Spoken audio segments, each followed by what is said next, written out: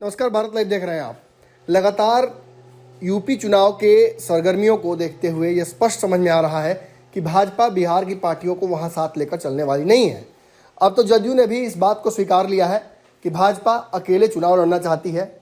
वहां उत्तर प्रदेश में अपने लोकल समीकरण पर वो काम करना चाहती है और जदयू वीआईपी की उसको आवश्यकता नहीं है।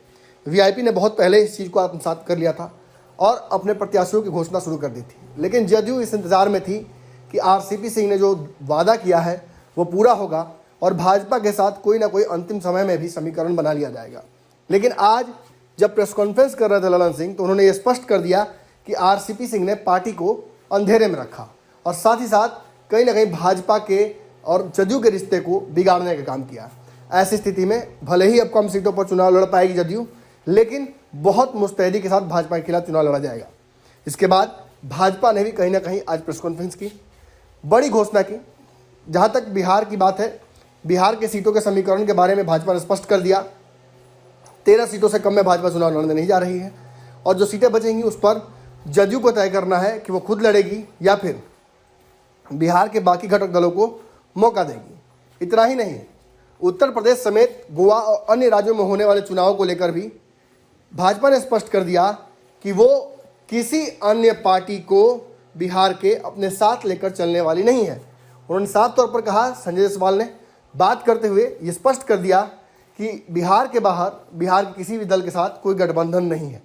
जो बिहार एनडीए है वो बिहार भर में ही सीमित है और इसके बाहर का फैसला शीर्ष नेतृत्व करता है और फिलहाल शीर्ष नेतृत्व का किसी के साथ जाने का कोई मतलब नहीं है। अगर बात करें तो दिल्ली में भी बड़ी बैठक हुई। संजय जायसवाल और तारकिशोर प्रसाद लगातार दिल्ली में जेपी नड्डा और अमित शाह से बातचीत कर रहे थे। इस दौरान बिहार की परिस्थितियों से अवगत करा रहे थे। नीतीश कुमार की चुप्पी और राजद द्वारा दिए गए ऑफर पर भी बातचीत हुई।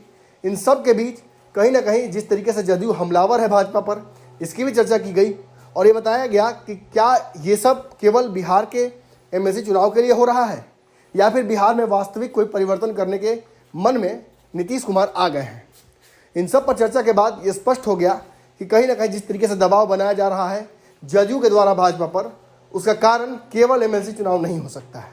उत्तर प्रदेश और बाकी राज्यों में चुनाव लड़ने को लेकर भी जिस तरीके से नीतीश कुमार हमलावर हैं, भाजपा को बैकफुट पर जाना या फिर नीतीश की बात मान लेना, इसके अलावा कोई ऑप्शन बचता नहीं है।